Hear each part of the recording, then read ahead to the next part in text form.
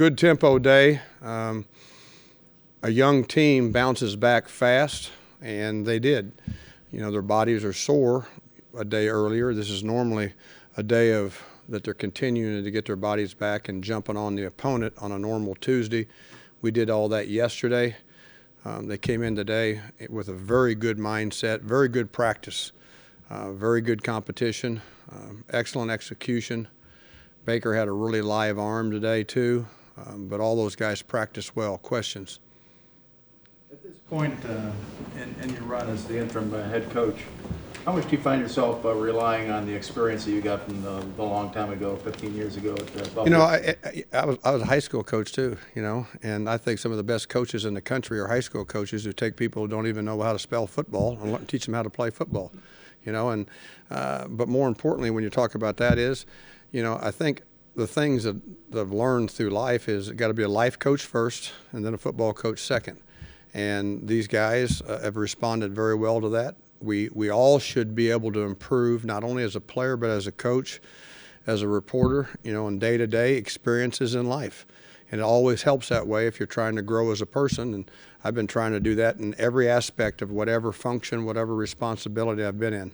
How do you have enough experience coming into the interim head coach job where you didn't have to go through all the rigmarole of figuring out every week what That's a very good question. And I talked to, I believe I've been a mentor to an awful lot of people, and I think I teased you guys early on Father's Day how many phone calls or texts do you get? I get 500 or 600 every year. I'm now over 2,000 NFL players I've coached. And on Father's Day I get tons and tons. My phone just blows up. Is that believing in the responsibility factor and understanding that as we grow through experience, we been around a lot of different people is sometimes we labor over things that aren't very important, okay, and just focus on the things that are important, and that's a routine of accountability for these guys. The function of every single day being that way, and say what you mean, but mean what you say in respect to everybody's accountable, not just a player, but a coach or a trainer, and everybody is. And so that was the big calming part of it. How did he play through the He really played solid, and there really wasn't anything that we worried about where we could see him possibly compensating for it. It wasn't that way. He's sore, so gave him a day off today. He's sore, but he'll be fine. Yeah. When you were a high school coach, did you ever picture yourself in the NFL?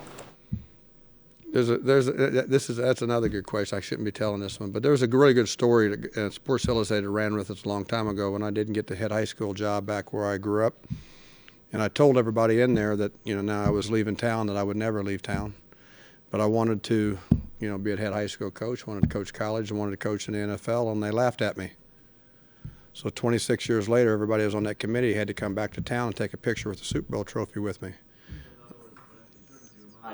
I've always felt like that, hey, why should we put a cap on anybody's dreams, and why can't you do things if you put your mind to it? And that has been a pretty good example for other people, and I see that all the time. You can't believe how many guys, well, you guys can, but when you take a look at the backgrounds on some of these young men, the things that they've overcome in life to get to where they have an opportunity right here, it's not just ability.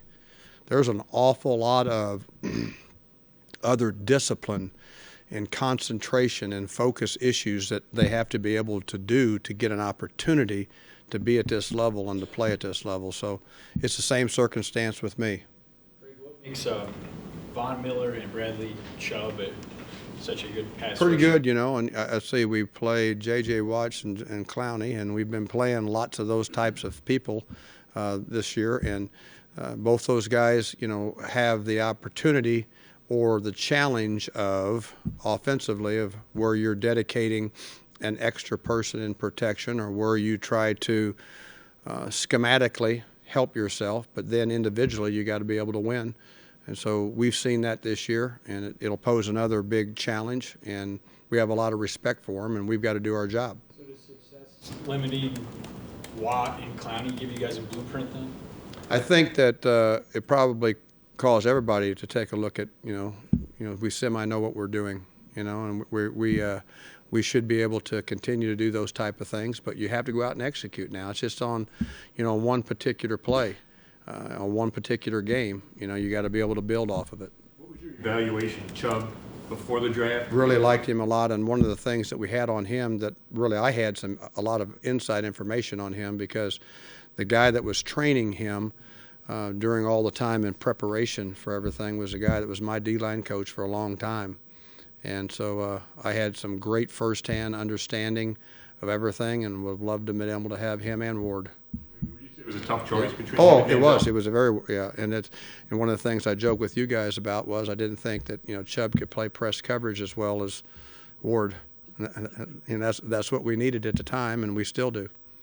As I recall, part of the reason was you had Agba as well. Mm-hmm. That were high thoughts. His numbers are not like jumping off the stat sheet. Right, but he's been doing some really good things on knocking some of the things to other people, and one of the things that we do all the time is we give hard hat awards. And it's the guys that just have to do the dirty job, to go down there and just do their job, and other people might have a point or two better than you or a production number better than you, but you got to do your job to leverage the ball to them or leverage the protection to him. And he was one of our hard hat award winners this past week. So yeah, those are things that you do. Has he slid back at all? No, he really hasn't. And and he's doing a lot of things. I think if you track him, from all the tracking services and stuff and scouting, is to see all the different positions that he can play and does play for us. He plays a multiple position package every week. So have no reservations about how and where that he can play. Greg, you spoke in the last couple of days about how live Baker's arm seems to be. And Today it was off the chart. Really? Mm-hmm. So he's picking up a couple miles per hour here. Yeah, you'd love this. And the first thought of my mind was young arm, no tired. As we get older, it gets, you got to have more rest in between, throwing them. And then from a, Major League Baseball, all the things you do in baseball and stuff, and giving those guys rest. He had a live day on Sunday, but he came back today, and it looked like it was even more live today. And I thought, the first thing I thought was young. Blessing and a curse, though, because he sees tight windows and he knows that he can. I would say this is I always think of it in a positive way, because once you start going down that other road is when things start to multiply, domino effect, and everything. He's extremely accurate. He's a really good decision maker, and he learns from everything. And so the fact that he's as accurate as he is never going to worry about him forcing the ball into a tight window. He threw some, and the good quarterbacks. Some of the times that some of us may judge a throw that, wow, that was not a very good throw. Why? Because it was on his back shoulder. Well, it was on his back shoulder because that's the way the guy, Drew Brees and some of those guys, Joe Montana, Warren Moon, all that, Peyton Manning, all the other guys that I've been with or gone against, will throw the guy open. And he's doing that. And that's a natural thing. That's not something that can be overly taught at this level.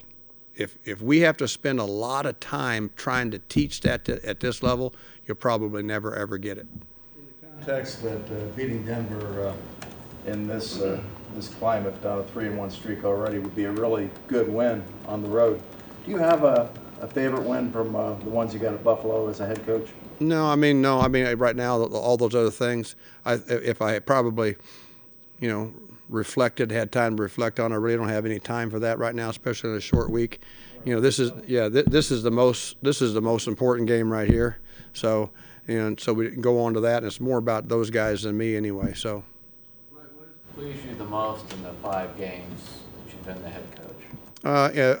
A feeling of improvement, of understanding about how good we can be, and the buy-in approach of they understand that it's about us more than the opponent, and don't get wrapped up in the opponent so much that we don't focus on us enough. I didn't say me, as an individual, because sometimes there are certain players who get awful focused about themselves, okay, and you got to get them to buy into us.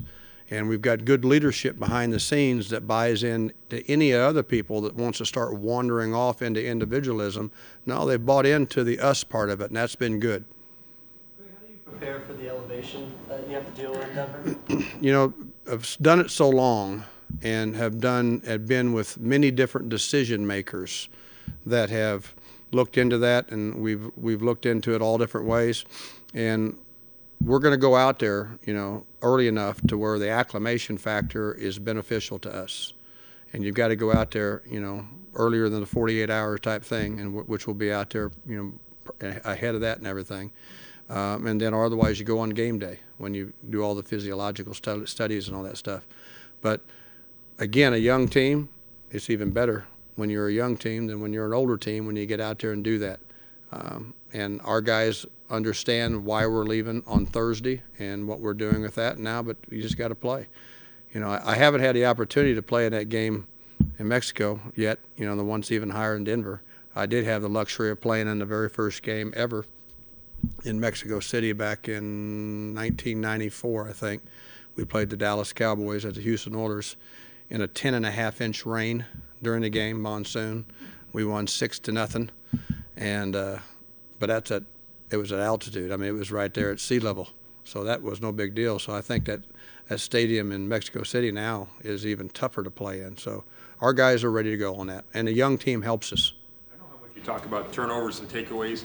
The last 2 weeks obviously hasn't been what you wanted. So how do you get back on track with it? I'd like for you to help talk to the officials a little bit better, and so that we could go ahead and keep those. But no, those are just things they came up with, and the thing that when you look at them all the time, and as demanding as we are about that, and as focused as we are about that, you see our guys. The attempts are there. We're doing a better job this year than last on the attempts. And that's not only in the sacks and trying to cause a fumble, not only in the interceptions, but you see our guys when they're touching the ball or they're attempting to strip the ball out in runs. And so we've just got to continue to do that and never be satisfied until we can score on defense when we get those takeaways too. But we had some the other day that just didn't go our way, and you just got to keep going. What's the outlook for Denzel in this game? Right now, he's still in the protocol, and I'll know more about it tomorrow. Hopefully, it'll be tough if he can't practice, but we'll see. But again, it's whatever's best for him. Greg, will you guys actually practice in Denver, or we just walk through at the hotel? We'll practice. We'll go out to the stadium to there. Yeah, we'll do that. Yes, and that's another of our acclimation factors when we do that. Yes. Okay. You were a quarterback. Do you see plays now only through the eyes of a defensive coordinator? No. And that's a very good question too. Is that I do believe this: the versatility of coaches at this level is when the players see that you have a feel for more than just one particular area.